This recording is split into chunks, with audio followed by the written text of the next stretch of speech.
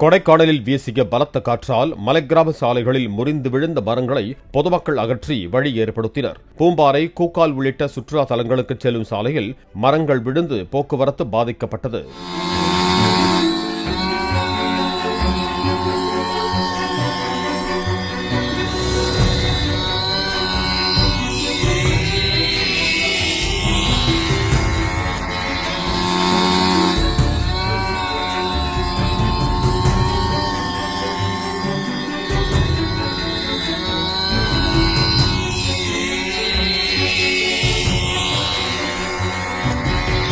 Play store மற்றும் app ஸ்டோரில் இருந்து பாலிமர் செயலியை QR கோடு மூலம் பதிவிறக்கம் செய்யுங்கள்.